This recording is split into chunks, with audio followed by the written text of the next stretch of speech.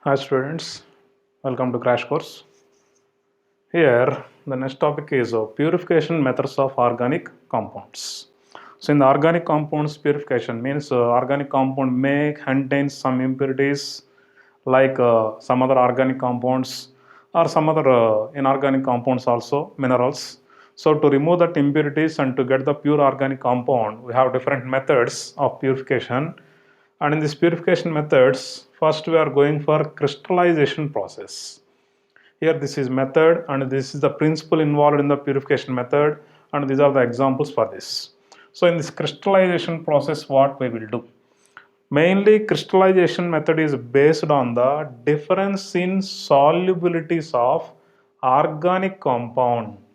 Difference in solubility of organic compound and impurities. Impurities and organic compound have different solubility. Generally, at normal room temperature, they have one type of solubility, and by increasing temperature, there is a difference in solubility also. So, in a suitable solvent, for example, if naphthalene and benzoic acid is taken in hot water, in cold water, actually solubility of benzoic acid is also less. But in hot water, benzoic acid is highly soluble. Whenever in hot water, benzoic acid is highly soluble. So the benzoic acid is completely soluble and it is separated. Naphthalene impurity is present. By filtration, we can remove that naphthalene. Okay, that is crystallization process. Mainly it depends on solubility of organic compound and impurities is different. Second one, sublimation. Here sublimation, what is meaning of sublimation? Yes, heating of a compound which converts from solid state to gaseous state. Here, sublimation process, it is used for separation of sublimable volatile organic compound from non-sublimable impurities. Means here we have two. One is impurities, another one is organic compound. In this organic compound is sublimable volatile. Sublimable organic compound means it will be converted from solid state to gaseous state. But impurities are not converting. The impurities are not sublimable. Means they are not converting from solid state to gaseous state. Such type of organic compounds mixture and organic compound impurity containing mixture is taken for this process. Example for this is camphor can be purified or naphthalene can be purified, anthracene, iodine. Even iodine is also inorganic compound, but iodine is also separated or purified by using sublimation method. Okay, next, simple distillation process. Generally, distillation means what? Means heating, heating of liquids. Even our water we are heating now, normal water by heating also, that is simply called as distillation. If you are mixing rice and water, that is also a distillation process.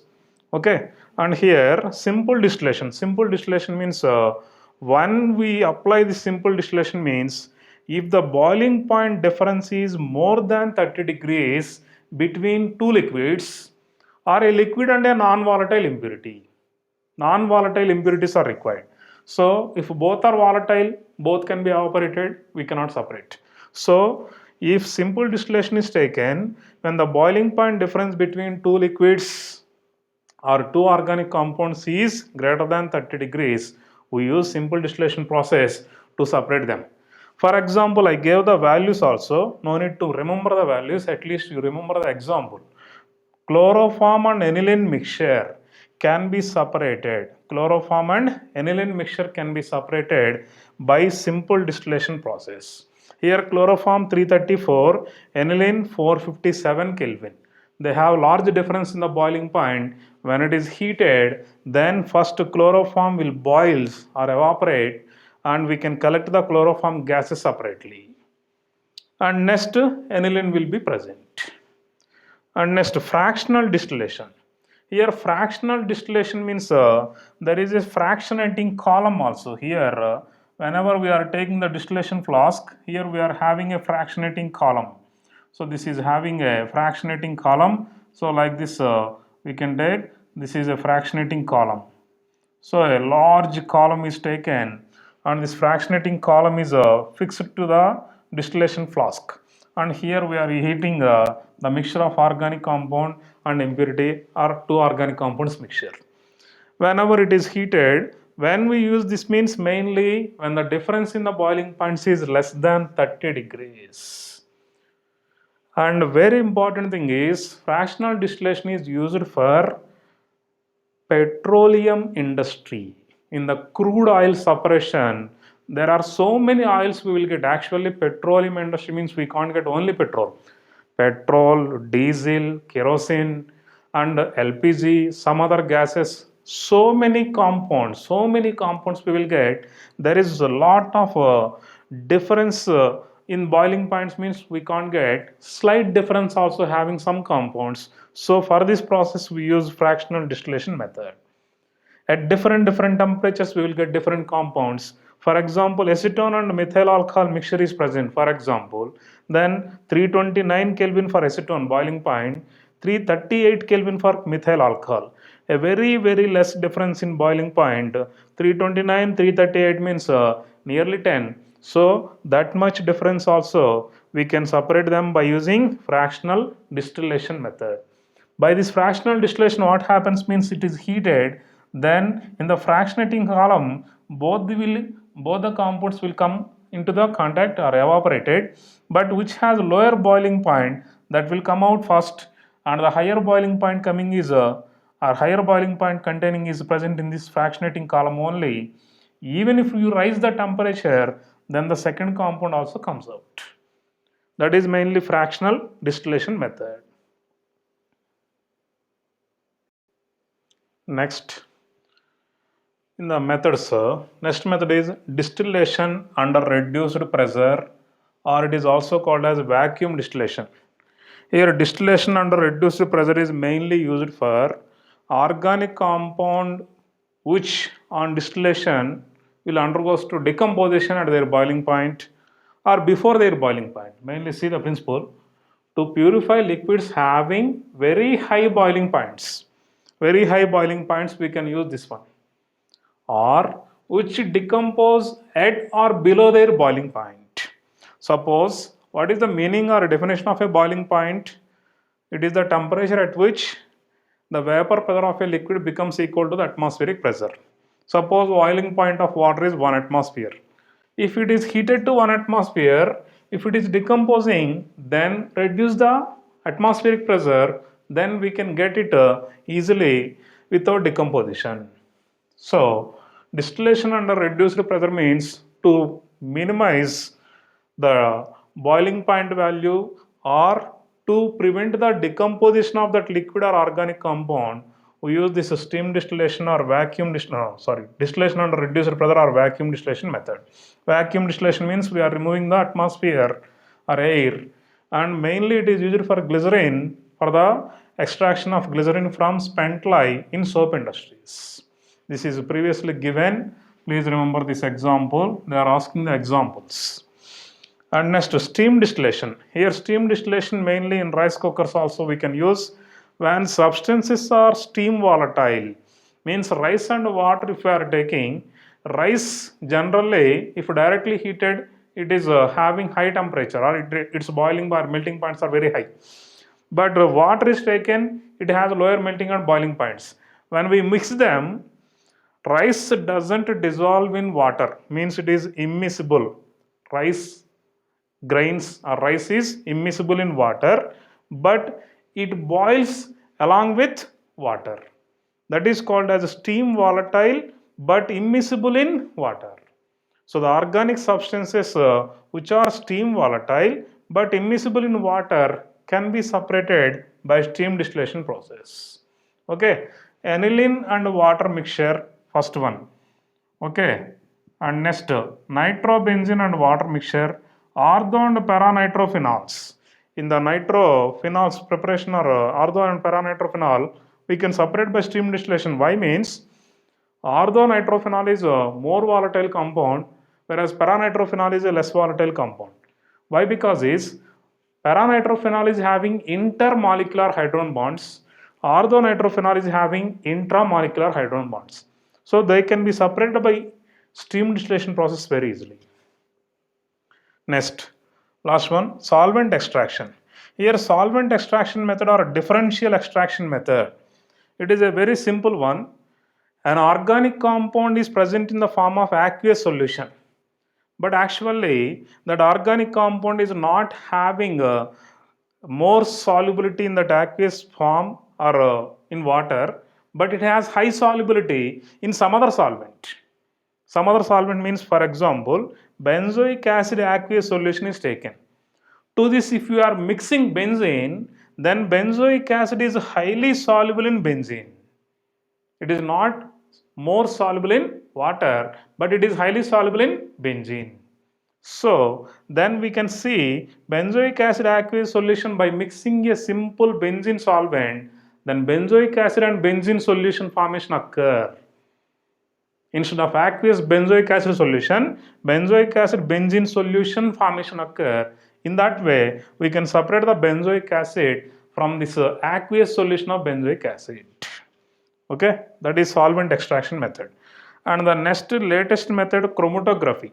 Chromatography method is mainly applicable for the differential absorption theory. Differential absorption, it is adsorption, not AD adsorption theory, basing on the differential diffused phase and mobile phase, means solvent or eluent we can say, and basing on the stationary phase, fixed phase, there are different types of chromatographic methods: column chromatography, partition chromatography, paper chromatography.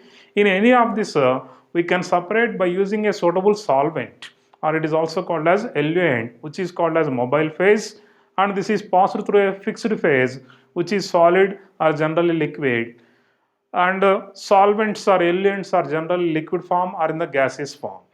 Okay, that is about chromatography, which is the latest and advanced method. The next topic is detection of elements.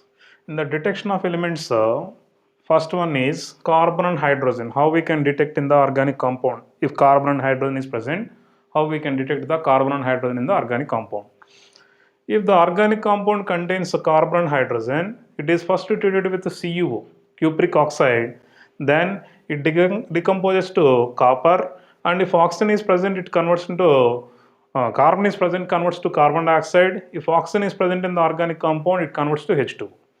Whether it is formed CO to H2O or not, how we can confirm?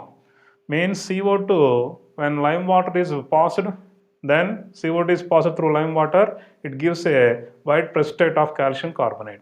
That confirm the carbon dioxide presence, and carbon dioxide is released means carbon is present in the organic compound. Similarly, if H2O is taken, it is passed through the colorless copper sulfate solution, then it forms a blue colored crystals of copper sulfate pentahydrate. This confirm the presence of H2O and presence of hydrogen. So hydrogen and carbon and hydrogen present in the compound can be estimated. If carbon is present, converts to CO2, hydrogen is present, converts to H2. Okay, next, second, nitrogen. If nitrogen is present, it is actually lysine extract is prepared. The lysine extract is prepared. Sodium and the organic compound containing carbon and nitrogen unheated, then it forms a sodium cyanide extract. This is also called as lysine extract. This extract, sodium cyanide, NaCN, is first treated with the ferrous sulfate, freshly prepared ferrous sulfate and sodium hydroxide mixture, and on boiling and cooling, it is forming first Na4FeCN 6 times. This is sodium hexacyanoferrate. This is again treated with ferric chloride. The ferric chloride, then it is forming a Prussian blue colored complex, ferroferricyanide. This is called as ferroferricyanide, and that is for nitrogen conformation. Next, sulfur. If sulfur is present, this is again preparing sodium extract or lysine extract. This sodium on reacting with sulfur gives sodium sulfide.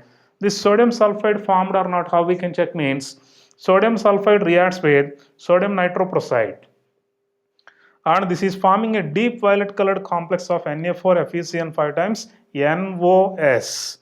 This is a Na4FeCN 5 times NOS. This is indicating, the violet colored complex indicate the presence of sulfur. Or sodium sulfide on treatment with lead acetate, it forms lead sulfide, and this sodium acetate. Lead sulfide is a black colored precipitate. A black precipitate of lead sulfide confirms the presence of sulfur. The next element, nitrogen and sulfur. Sometimes the compound contains both nitrogen and sulfur. With that, sodium lecithin extract contains sodium, carbon, nitrogen, sulfur, that is sodium thiocyanate formation occur. That lecithin extract, when treated with ferric chloride, then it forms a ferric thiocyanate. This ferric thiocyanate is a blood red colored precipitate. This indicates the presence of both nitrogen and sulfur. Okay, next and last one, halogens. Here halogens is present, sodium reacts to give halogen, sodium halide extract. This sodium halide, when treated with silver nitrate, then it forms a silver halide precipitate.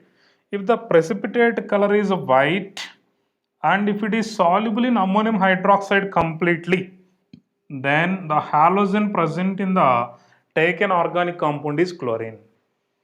And if the precipitate is a pale yellow colored precipitate and this is sparingly soluble in ammonium hydroxide, sparingly means partially.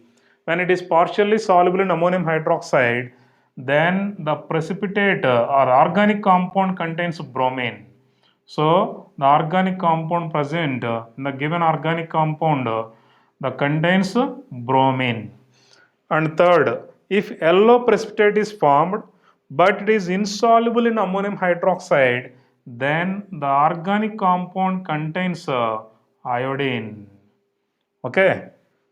When white precipitate and soluble completely in ammonium hydroxide or ammonia solution, it is chlorine.